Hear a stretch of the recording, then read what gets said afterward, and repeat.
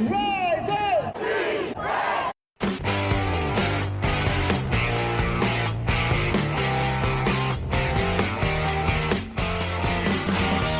This is the Rise Up See Red podcast, all about the Arizona Cardinals and the NFL, featuring insider and outsider perspectives. Enjoy the best hour of Cardinals talk on the web. Now here are your hosts, Jess Root and Seth Cox.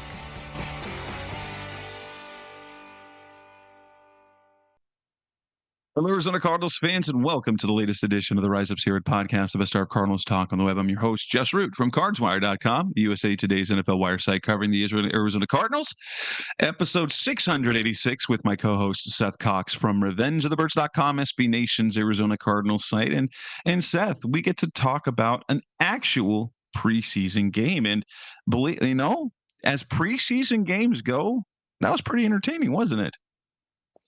Yeah, it was. And it's fun to see that, we talked about it, right? Like getting the starters out there, getting them some reps, getting those things going. And we saw some good things. We saw some not so good things. And we see the vision, I guess, is the best way to put it, right?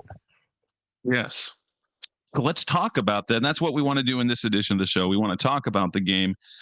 Specifically, we want to go over the first team, like when the starters were in the game and what we thought of that. We'll talk about the players who stood out and then the players who didn't help themselves and also the players that actually got hurt. So let's start with the first team, because this is the first time we've had like all the starters in a game. Kyler Murray, first time playing in a preseason game since 2021. And the offense, I'd have to say, everyone, we'll talk about the interception, but for me, the play of the starters on offense, it was both very promising and also incredibly frustrating, because we saw an offensive unit that moved the ball extremely well. But what were their problems last year? Like, they would move the ball well and then make mistakes late. It's kind of the thing that's been like, they scored no touchdowns. They hummed the ball down the field. There was the interception. They hummed the ball down the field, and on 3rd and 1, they got stuffed and had to kick a field goal. And so while there was lots of good, it was also kind of the same story. You're like, oh, so we got 3 points on those 2 good drives. But the offense looked good. You had Connor and Benson. You had, 7 completions to 5 different, or we had, I think it was 7 completions to 5 different receivers. That was awesome. Yeah, and it was a lot of good things. I mean, one of the things that you and I talked about was, right, getting that average depth of target down the field further. And so, again, game 1 of the preseason doesn't mean nothing about something, but, it's always good to get a look and see how they do in those things, and to see, his average, or Kyler's average depth of target in that game, and the way that they worked it and things of that nature. Like, that was good to see, and how they're going about it. It was overall, it was a fun first team kind of drive, fun to see them put together a really strong, efficient drive. And we can lament it because there was the ugly, finish to the first drive. And then you look at the ending to the second drive, right? Like, it's 3rd and 1. They decide to run the ball. In the regular season, right, if you're going to run that play, you're going to come back and go for it on 4th down, right? Like, you have that kind of faith. And so it's just getting a look at what the team can do and how they're playing and things of that nature. And, I thought overall, like you said, the efficiency, the ability to spread the ball out, see different guys doing different things in an effective manner was such a positive to see. And it's just something that we've been kind of waiting to see more of, if you will, right? Like, we've been wanting to see that continued progression from this group of, like, how are you going to take this offense to the next level? And that was the biggest thing. Like, how do you get this offense specifically, an offense that did have really good efficiency numbers, that ran the ball so well? Like, what do you do next? And the next thing is, create an efficient and explosive passing game. And I thought for, a preseason game, we saw some of that. Yeah, it was fantastic. The two downfield throws, to one to Marv, one to McBride, were fantastic throws.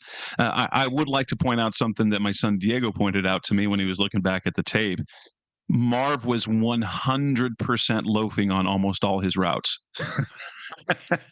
and so they weren't as crisp as they could have been, but there were a couple. I think it was the McBride play. Like he was going maybe half speed on that. But that said, I do want to point out when they ended up being at 2nd and 21 or whatever, first and 25 because of that penalty on Tip Ryman, which was a god awful penalty. A god awful penalty. He blocked a guy and then he pancaked a guy and then he put his helmet on him again, which is literally what every blocker is taught to do.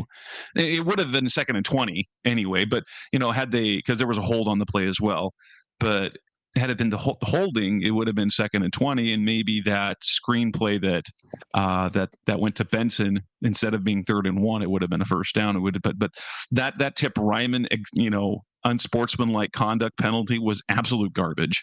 Yeah, and it's just always tough in the preseason, right? But I think too that we look at that play and we go, damn, that's what we want to see from this team. We want to see a nastiness, and I know some people won't like this, and I'm okay with that, but like if you're the team that other teams are like, oh, they're dirty, it's like that's not a dirty play. But if that's that's what made that such a garbage call. I'm like, that wasn't dirty. Tip put him on the ground, and what is a blocker's job, especially when it's in the tackle box? Right. When you get a guy on the ground, yeah, you finish him so he doesn't get up. And so like, but that's kind of my theory and thought process is like, oh, if teams want to think we're dirty and think that, we play, to an extreme, I'm okay with that, man. Like, when was the last time anybody said that about the Arizona Cardinals, right? Like that just doesn't happen. And so to see that play happen, you go, all right, again, you chalk it up. It's preseason. It is what it is. But at the same time, you're like, I like that. Like, I like seeing that, like that edge from this group because that's what we've been wanting more than anything else, right? Is like this team to have an identity. And I get that people can get frustrated or not like some of the things that are happening, or think that they have the wrong guys and in certain areas or whatever. But the reality is, like, if you define this team as hard-nosed, as playing to that edge of dirty and physicality and things of that nature, like that's a team that other teams are going to hate to play, other fans are going to hate to see their team play, and you're just going to be like, oh, I love this. Like, oh, this is what I've always wanted this team to be. This is what I've always wanted to watch my favorite team play like. And that's, I'm okay with that. Like if you're bordering on that and you're saying like, oh man, they're just on the edge, right? Like it might be dirty, but more than anything, they play with an edge that other teams just refuse to play with. I am happy as a clam with that. Now, we have to talk about the Kyler Murray interception, which that looked terrible, but it's the preseason. Two, when you look at it, like there's a couple of things you notice on social media, one on the tape, the other, and you texted me like right after it happened. One, it was a good play by Jaden Hicks. Yeah, it was a great play. He baited that. Tyler was dicking around trying to throw a no-look pass, and Hicks wasn't fooled by it. Right. And that's the thing is like, it looked much worse than it was.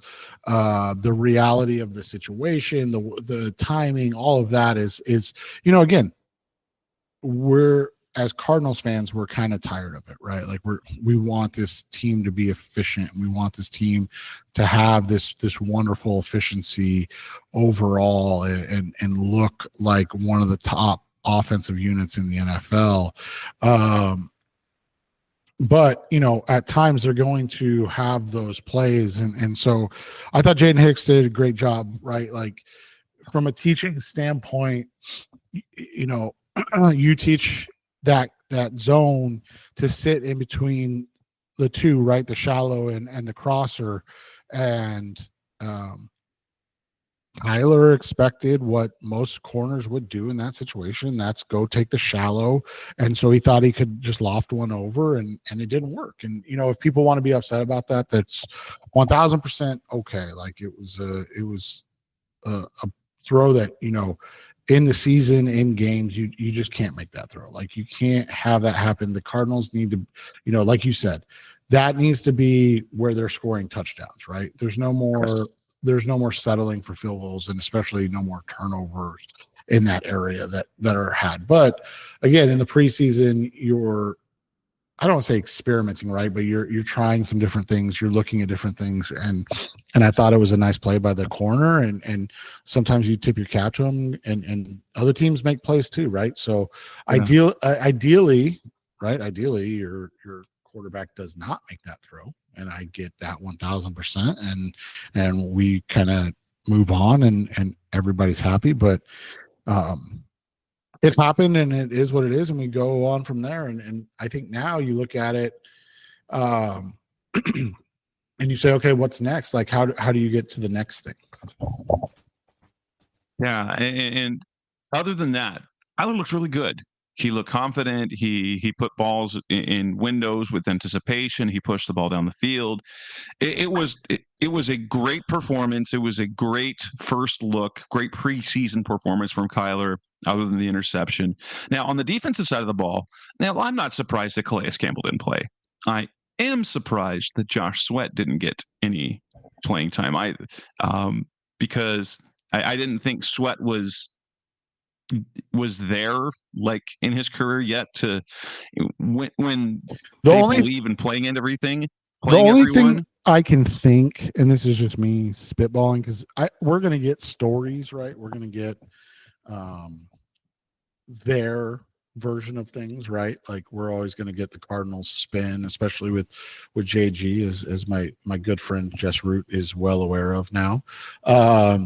But the reality to me in this situation is like they're comfortable. He knows the defense, right? And they've got more to evaluate, especially when you look at Baron Browning, you look at Jordan Birch, you look at Zaven Collins, you look at those guys, like they're less concerned about Josh Sweat in the defense than they are about like what's the rotation, how's that going to look, and those things. But I'm kind of with you. Like I wouldn't have mind. Can I be honest? I was actually more surprised I saw Dalvin Tomlinson out there, and now he's a bit and now he's hurt. Yeah, a bit nicked up. It doesn't sound like it's anything serious, but again, it's JG, so it could be season ending, and we'll find out in a couple of days, right? Like, right. So, but yeah, Sweat not playing was a bit interesting when you look at the fact that everybody else but Calais Campbell and obviously Walter Nolan were out there like that.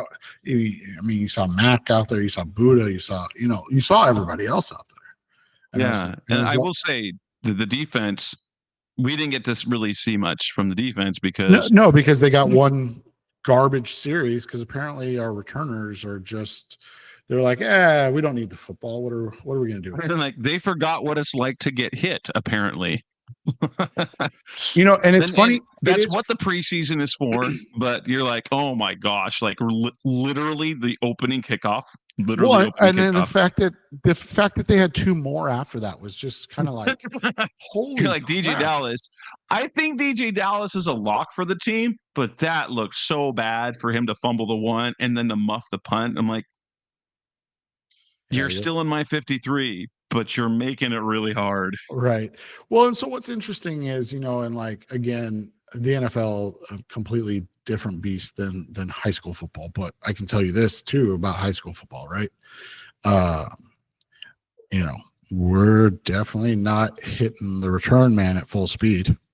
Not happening during practice. And so it is a detriment at times, right? Like, you finally, for instance, today at practice, we finally are like at the live portion of things, and our running back took a sweep and thought he had a lane, and our Mike linebacker came up and just laid a hit on him, and he fumbled the ball. And it's like, yeah, that needs to happen right now, because, in the NFL, like you said, you get 3 preseason games to work through that stuff, right?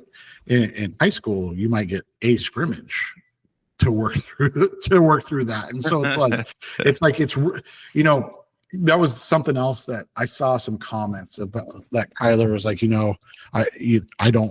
we don't play with guys allowed to hit the quarterback. And so sometimes you, like you said, like you take he's not used to, like, he's used to running from pressure, but running from pressure from a guy that can actually hit you is a different speed. Right. And so, and I saw somebody say that, well, it's like, no, do you know, I mean, I literally, do you know what would happen, whether it's high school, college, or the pros? And I actually know what will happen, because I have buddies that played in college that have told me, like, if you hit the quarterback in practice, like if you're like a scout team, guy, so let's say, a guy deep on the roster for the Cardinals, hits Kyler, what happens? That guy is literally cut the next day. Like, he's no longer, so, and I'm not saying this guy would do this, but, Anthony Goodlow, who most people don't even know who that is, right? Like, if Anthony Goodlow hit Kyler Murray in practice, he literally would be cut the next day. That's in college the same way. Like, unless you're a 5-star and it's like your first time and you hit like, if you hit a quarterback and you're a scout team guy, doesn't matter if you're on scholarship and you've been on scholarship for 2 years, they'll literally just kick you off the team. Like, so it's really hard to simulate things like kickoff, punt return, especially in today's preseason, right? Like, I'm sure if you asked Wolfley back in the day when he was playing, right, like when they were doing 2-a-days and full contact, they took shots on the return men, and they were allowed to. But I'm telling you, it's just not a thing anymore. And so, yeah, it looked really, really bad. Like you said, DJ Dallas, Greg Dortch, it was bad. But that's what preseason's for. That's what, getting these kinks worked out is for, and hopefully they come back better for it. Because I don't know, you kind of talked about it, right? Like, how much are we going to see them the rest of the preseason? I wonder if, like, after because they have their joint practice on Thursday, I wonder if the starters are going to play. I don't know, but that's to discuss for our Thursday show, I think. But yeah, coming up next on the Rise of Red podcast, Mr. Cardinals talking about. Let's move on and talk about the standouts, the guys that stood out, the guys that helped their stock. That's coming up next on Rise of Red. We're back on the Rise of Red podcast, Mr. Cardinals talk on the web, talking about the Cardinals preseason opening win, 20-17. Let's move on to part. Who are the players for you that stood out? I think, and we always have to, and we have to say this, you're going to fall in love with guys in the preseason who aren't going to make the team, because you always have to remember the context.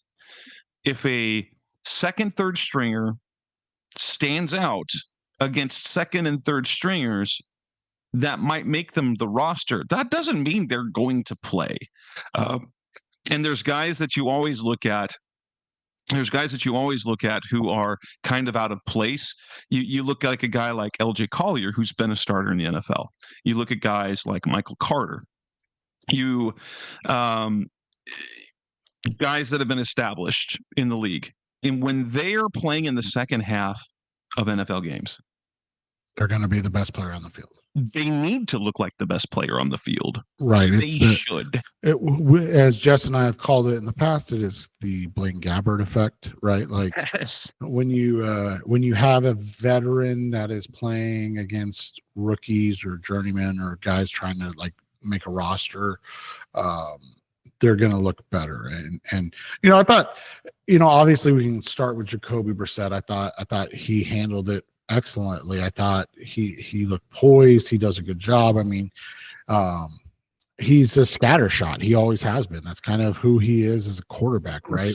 But especially after that first 3 and out, he got popped a couple of times, and then things calmed down, and he moved him down the field for 2 touchdowns. It was good. Again, context: he was running a second team offense against backup defenders, so. And also, I mean, most of his yards came on a screen pass. That's right. Amari DiMercato, another guy. They're like, gotta love him. You gotta give him more carries. They're not going to. They're not going to, because he's not going to take carries away from James Conner or Trey Benson. That said, he's making this team. He's their third down back. Yeah. But when you see that, when you see him make plays like that, it doesn't mean he's going to have a bigger role. It means, though, you can feel all right if Benson or Connor aren't able to finish a game, and DiMercato moves into that role. And we saw that because when he was given that starter role, he was pretty all right. And that's what you want to see. That's not what he is. He's a third down back, and he's got that role. He's going to play third down passing. He's a pass blocker. He picks up the blitz. He plays special teams. But if you need him to, and maybe what ends up happening is after this year, this is his third year in the NFL, that he can cash in a nice little raise to be an actual backup running back somewhere. Right. And I thought he did a nice job. Jacoby did a nice job keeping the offense on time. We talk about that all the time with backups, right? Like their job isn't to win football games. It's to not lose football games, keep the offense on schedule, keep the defense off the field. Little things like that matter in the scheme of winning games.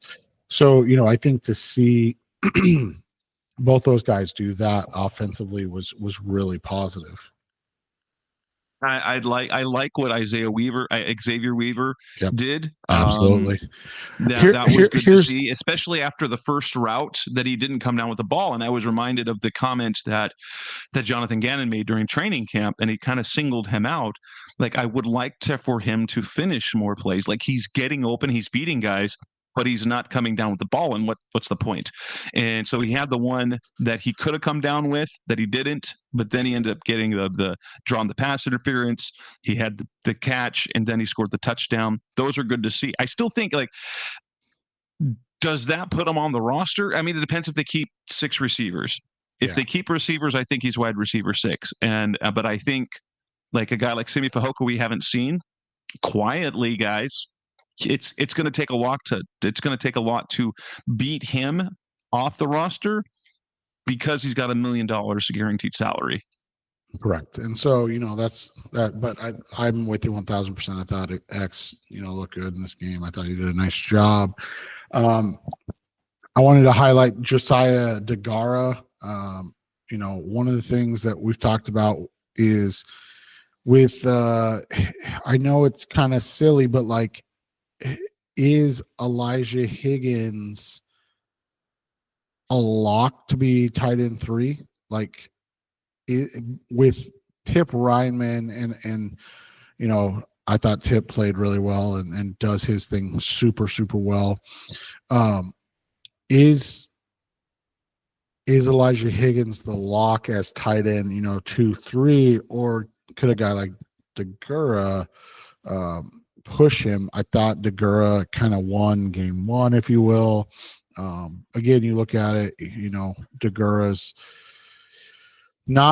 DeGura's closer to Ryman, if that makes sense, than he is Higgins. But I think with especially the 12 and the 13 personnel, because nobody uses much 13 personnel. So one back, 3 tight ends as the Arizona Cardinals in the NFL, right? So if you're going to do that, you have to have a threat to block. And that is Elijah Higgins' weakest point of his game. It's gotten better, so I don't want it to sound like I'm, saying he's bad at it, but it's definitely the weakest point of his game still.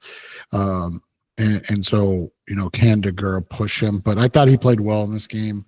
They're probably keep 4 tight ends and only have 3 active on game day. We've talked about that previously, right? But that has been what they've done for 2 straight years. But I thought, he looked good in game 1. Yeah. Defensively, I thought, and lots of people talked about it, I think Keaton Crawford did a really good thing for him. Like Darren Hall as well. Darren Hall, Keaton Crawford made those plays. I know. I just don't see where, we talk about paths to making the roster, right? Like, do you see a path for Darren Hall? Not this year, especially with the young cornerbacks. Like there is value in a guy like Hall because 100%, because he plays nickel, he can play safety, he plays well on special teams, and so he's got a nice little niche. But they also have a lot of cornerbacks that they want to keep. And last year they initially kept 6 cornerbacks on the roster, but that was just for a day before they could put Elijah Jones on IR. So they really only kept 5. And I think that's going to be the case. We know who the 3 are. It's going to be Max. It's going to be Will Johnson. It's going to be Garrett Williams. Who are the other 2? Right. You've got Keitrell. You've got Darren Hall. You've got Denzel Burke, who you think's likely. Again, you've got Elijah Jones. Who gets in there? That's going to be hard. But I thought they played well. The guy that I know people loved was Jordan Birch, and again, context, he was doing against backups, but it was still good to see him being as disrupted as he was. Although the stat sheet said nothing, he had 2 sacks, or at least a sack and a half that was negated. Yeah. And you look at a couple things real quick, going back to offense. I thought, shout out Isaiah Adams. He continues to look like he's going to be the right guard. I've talked about that quite a bit, so no need to rehash it, but I thought, at least to acknowledge his play in this game, I thought he played very well. And then like you said, Birch was the pick for a lot of people that went, but something you and I have talked about, and something that, Monty obviously values more than his predecessor, is stacking players at premium positions. And we've talked about it, right? Like corner and edge had just been neglected, especially in the draft, for so long by the Arizona Cardinals. Like, it was kind of baffling to an extent where it was neglected for that long.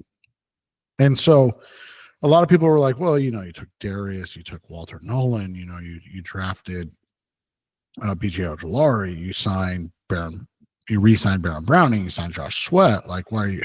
Yeah, but I mean, like, you re-signed Zaven. It's like, okay, but which one of those is the guy that you're like, oh, he's never coming off the field? All right, well, it's Josh Sweat, who's 28, right? So, like, you want to have a plan in place for a year from 2 from now. Like, you should want to be the Eagles, right? Like, you should look at how the Eagles are doing things, and you're like, hey, that's what we want to do, right? Like, we want to have a guy, like, everybody kind of forgets, right? Like, they whiffed on who was it? Oh, shoot, was it Huff or Bryce Huff or something? They lost him, and they just kept trucking along. Like, it doesn't matter. And so that's the thing that people forget about all the time.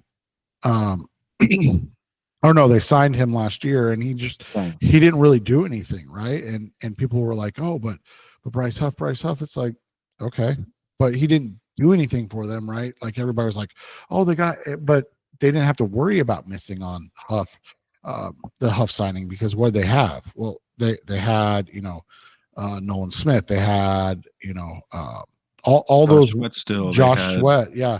They lost Milton Williams, right? That's another one that everybody was like, oh, you can't lose Milton Williams. They're like, no, it's no big deal. We got Jordan Davis. We got Jalen Carter. Like, we'll go sign another guy. Like, that's how you do it. Like, you don't get yourself in a position where you have to draft or somebody because,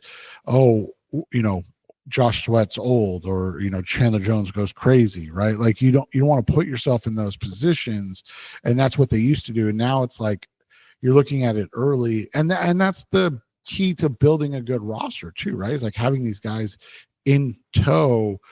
So when Sean Murphy Bunting does something stupid outside of the field, you go, okay, well, we got we spent the draft picks on Max Melton, Will Johnson, and Garrett Williams. Yeah, they're young, and it's not ideal that we're starting 3 guys with 3 years experience or less, but it's okay. Like, it's not going to kill us, right? Like, that's how it should be done, and for so long it wasn't with this roster and with this team. And so it's fun to see that being done this way now, because you're like, oh, this is like, this team is, it has some depth. Holy cow. Like, like, it's just like, we're talking like Darren Hall. Most seasons you're like, you lose obviously Sean Murphy Bunting and then Starr, and you're like, oh, Darren Hall's a lock for this roster. And then you're kind of like, oh, that kind of sucks. And then it's like, oh no, you don't even have to worry about if Darren Hall doesn't make the roster, because you've got all these other guys. So yeah. it's just nice to be in a different spot. Let me ask you the guy that seems like the odd man out at the edge rusher position, because he played well again, Xavier Thomas. Yeah, that's an interesting one. He played well too.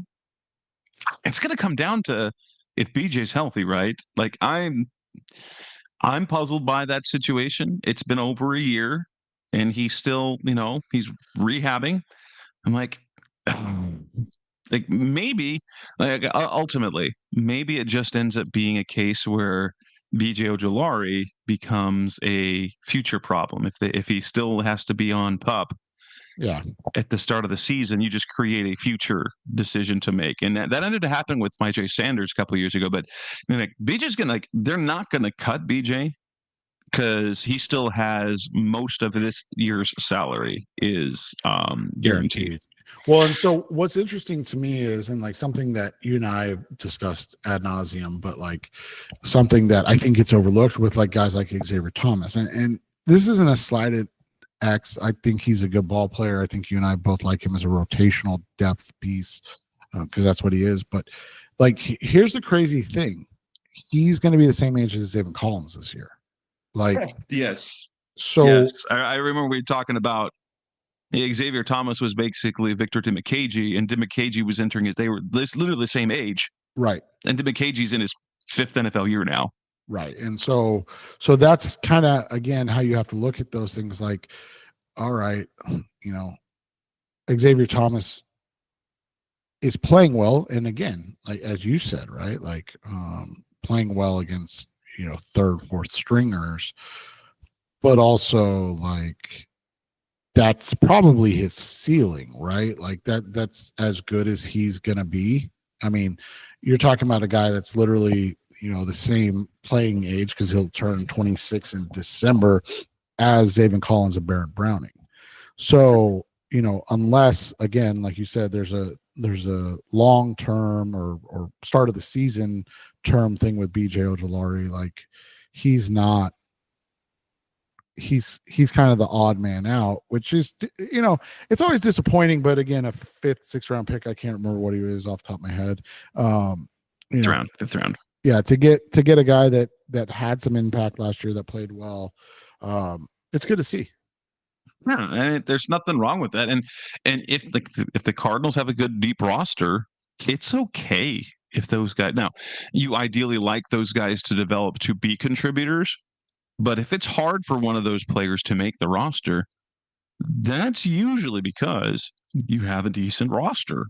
And remember when they had like the what was it, back in 2019 or 2018, they had like some 1,000 draft picks, and you're like, some of these guys are make the team. Because if you do, if a dozen draft picks make your team, your roster's not good. No, exactly. Exactly. Well, and like you mentioned earlier, like LJ Collier had a nice game. Like you're like looking at it and you're like, is LJ Collier going to make the roster? Obviously right now with Justin Jones, Bilal Nichols, and now Dalvin Tomlinson and Walter Nolan, yes. But like if those guys are all ready for game one, you're looking at, I don't know, then it becomes like Dante Stills, LJ Collier, Dante Stills. So like it starts to become a debate. And so those are the interesting ones to me. The other guy that I thought played well in this game, and he's just fun to watch play, man. And so it's going to be interesting to see. I know, are we allowed to talk? I don't remember, Jess. I don't remember all the rules. If not, just cut this part. But like Rabbit, right? Like they've been doing a lot of 3 safety stuff in camp because they want him on the field. And you see why. Like this dude, he's not there yet. He plays like Buddha. Yeah, Buddha and Tyron. Like that's who he reminds me of. Like that slightly undersized, just athletic, kind of fearless, heat-seeking missile, right? Like he doesn't quite play with the same play speed as Buddha, because Buddha's incredible. Right. Buddha's incredible.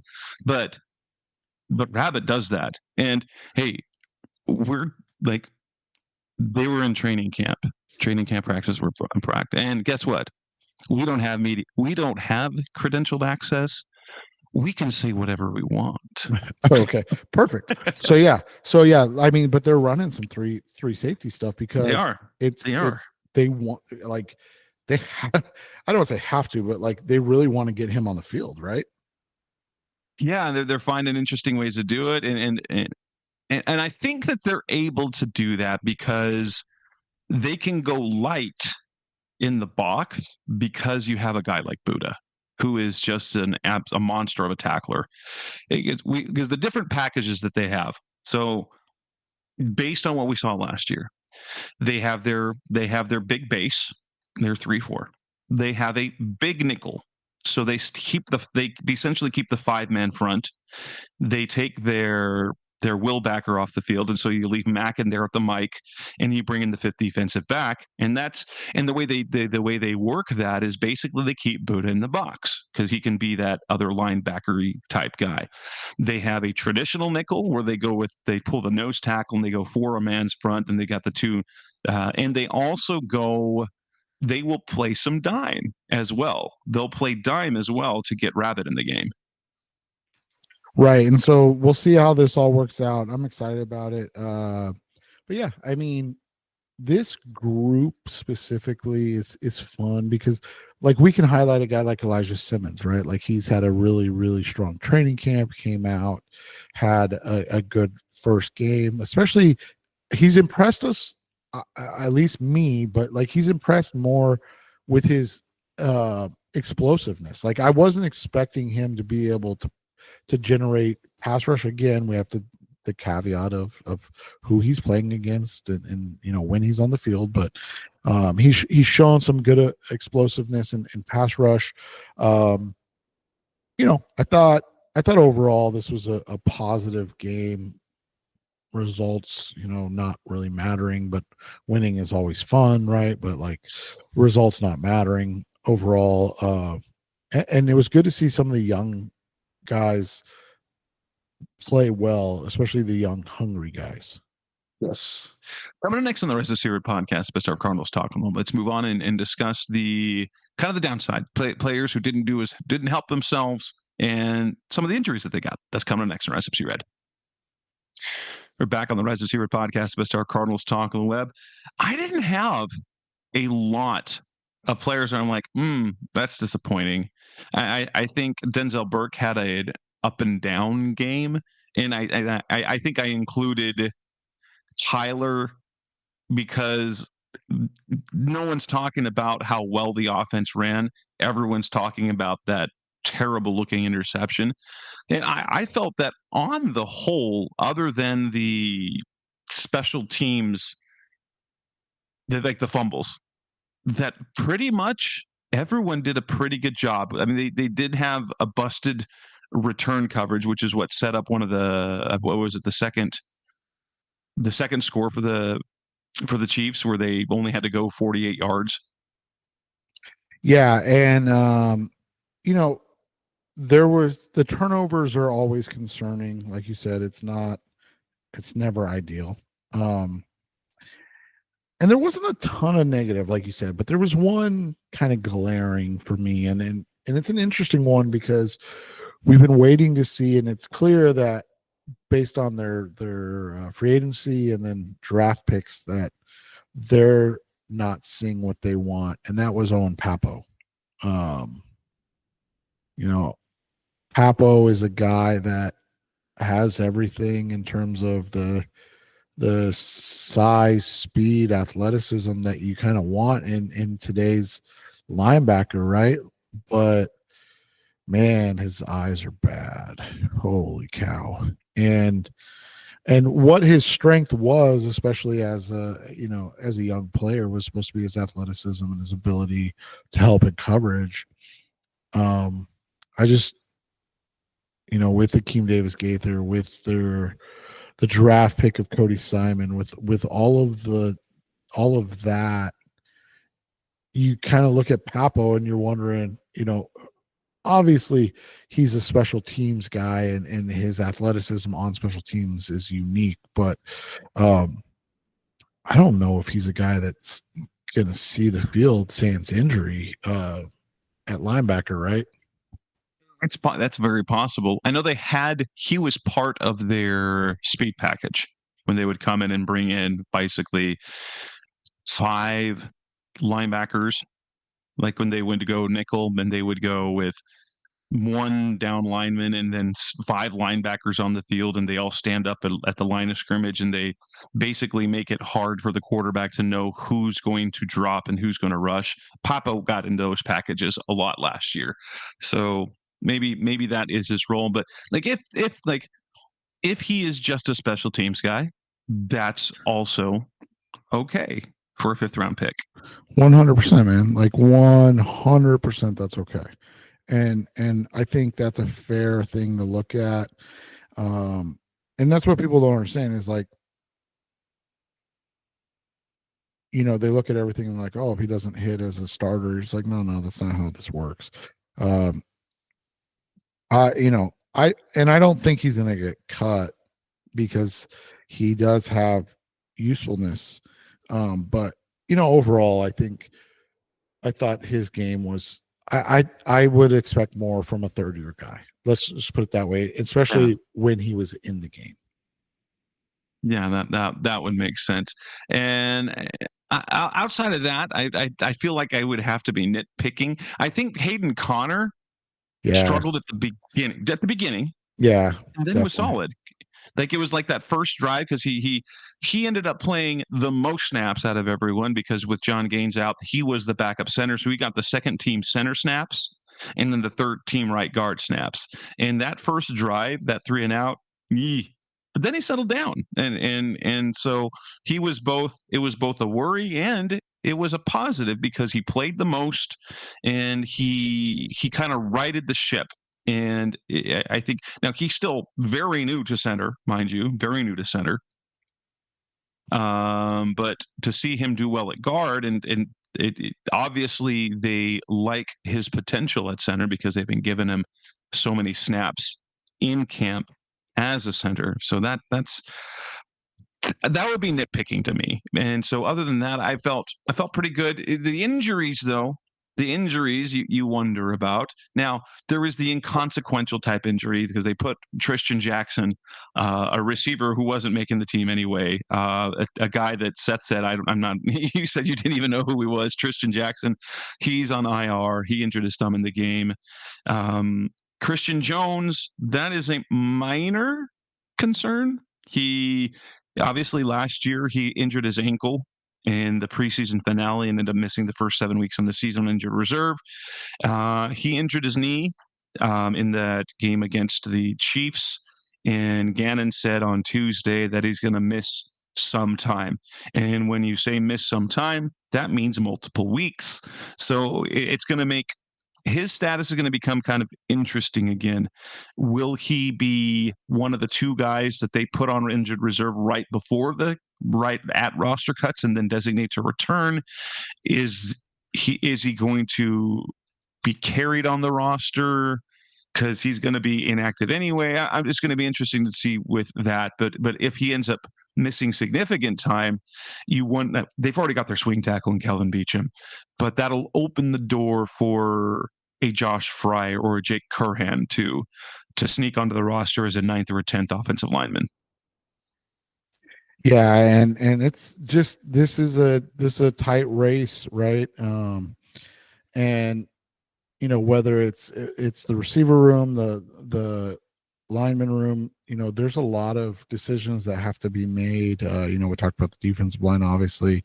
All of those things need to be figured out, and I'm just interested to see how it finishes up, because right now, it's easy, right? But the reality of it is these are going to be tough decisions, because you got guys like Royce Newman, you've got guys like Christian Jones, you've got guys on this roster who, it's going to be tough to see who is that guy, right? Especially with Jones being a little banged up and things like that, like a 7th round pick versus a veteran free agent. Like, do either of them make it, right? But that's always fun. Yeah. And with that, we got Dalvin Tomlinson dinged up, but the Simi Fehoko comes back today. John Gaines comes back. It'll be interesting to find out. Hopefully we know kind of what the plan is, so that when we come back on Thursday, when we talk about what we want to see in the preseason opener, in the second preseason game, whether we're going to be talking about starters and stuff. So that will wrap up this edition of the Rise Up C Red podcast, Mr. Cardinals Talk on the web. And we will be back later this week, where we will delve into at least the matchup against the Broncos. That's Seth Cox. I'm Jess Ruth. This is episode 686. We will be back again soon. Thanks for listening, as always. Thanks for listening to the latest edition of the Rise Up C Red podcast. Listen to previous episodes and subscribe to the show on Apple Podcasts, Stitcher Radio, Audioboom, or many other podcast platforms, so shows are delivered directly to your mobile device. Please give the show a 5-star rating and always support the sponsors who support the show. We'll be back soon for the best hour of Cardinals talk on the web. Rise up, Red Sea, be Red, Sea Red, and of course, Rise Up, Sea Red.